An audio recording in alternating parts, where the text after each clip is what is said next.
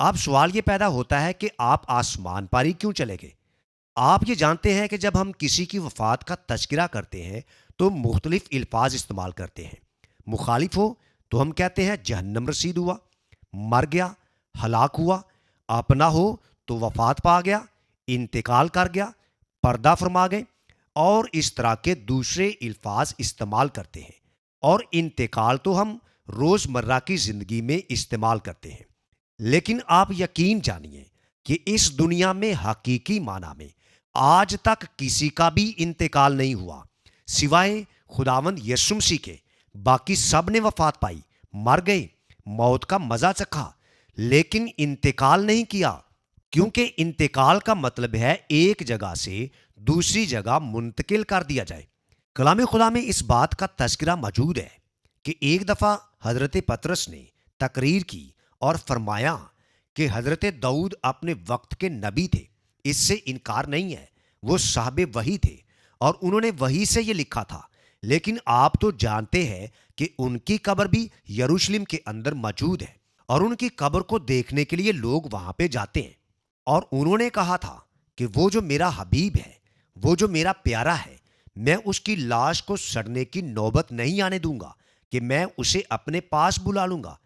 تو حضرت داؤد نے اپنے بارے میں تو یہ کہا نہیں تھا، تو پھر وہ کون ہے جس کی لاش نہیں سڑی؟ وہ خداوند یسوع مسیح کی ذات ہے جو عرش معلیٰ پر منتقل ہو گئے۔ تو انتقال حقیقی معنی میں خداوند یسوع مسیح کا ہوا کہ آپ نے نقل مکانی فرمائی اور نقل زمانی بھی فرمائی کہ اس زمین سے آسمان پر چلے گئے، فرش سے عرش پر تشریف لے گئے، لیکن آسمان پر ہی کیوں گئے؟ کہیں اور نہیں جا سکتے تھے؟ یہ ممکن تھا کہ ایک جگہ سے دوسری جگہ منتقل کر دیے جاتے، کسی اور جگہ چلے جاتے۔ انتقال تو یہ بھی ہوتا اور بالکل یہ انتقال مکانی بھی ہوتا۔ تو عرش پر جانے کی کیا ضرورت تھی؟ کیونکہ بات یہ ہے کہ جو ذات جہاں سے آئی ہو وہ وہیں پہ واپس لوٹ کے جائے گی، اور وہ دوسرے تمام لوگ عرش پر اس لیے نہیں گئے کہ عرش سے آئے نہیں تھے، اور مسیح عرش پر اس لیے چلے گئے کیونکہ وہ عرش سے آئے تھے۔ اس لیے آپ کا عرش کی طرف لوٹ کے جانا بہت ضروری تھا کہ آپ کا انتقال ہو اور آپ وہیں پہ جائیں جہاں سے آپ آئے تھے۔ اور آپ نے کہا بھی تھا کہ دیکھو میں عرش پر جا رہا ہوں، لیکن یہ کبھی مت سوچنا کہ میں اکیلا ہی جا رہا ہوں تو پھر اکیلا ہی وہاں پر رہوں گا۔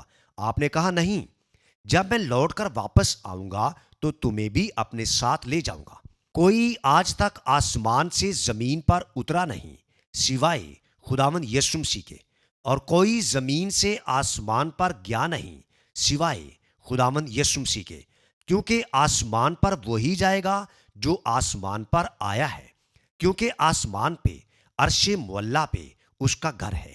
یہ ضرور ہے کہ جب ہم یہ کہتے ہیں کہ خداوند یسوع مسیح کی ولادت جب اس دنیا میں ہوئی تو فلاں مقام پر ہوئی، لیکن آپ نے یہ بھی کہا تھا کہ میں کائنات کی تخلیق سے پہلے موجود ہوں، یہ میں نے بنائی ہے، یہ عرش بھی میرے ہیں، یہ فرش بھی میرے ہیں، اور میں دونوں کا مالک ہوں۔ میں عرش پہ رہوں یا فرش پہ رہوں، کسی کو کیا اعتراض ہو سکتا ہے؟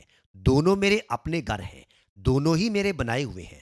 تو آپ عرش معلیٰ پر آسمان پر تشریف لے گئے، اور آپ کے صحابہ اکرام نے اپنی آنکھوں سے جاتے ہوئے دیکھا۔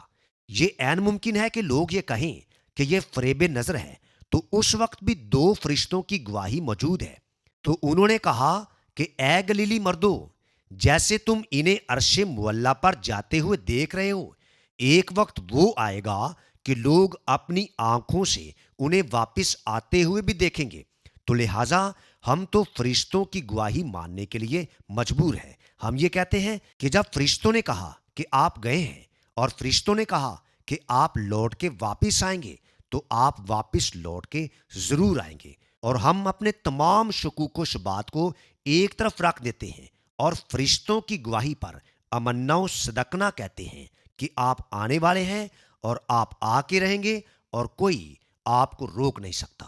اور آپ بھی اس ذات کا دامن تھام لیجئے جو حی القیوم ذات ہے، جو ہمیشہ زندہ رہنے والی ذات ہے، کہ جب وہ ذات واپس لوٹ کے آئے تو آپ بھی اس کے بندوں میں شامل ہو سکیں، تاکہ اس وقت آپ کو کوئی شرمندگی نہ اٹھانی پڑے۔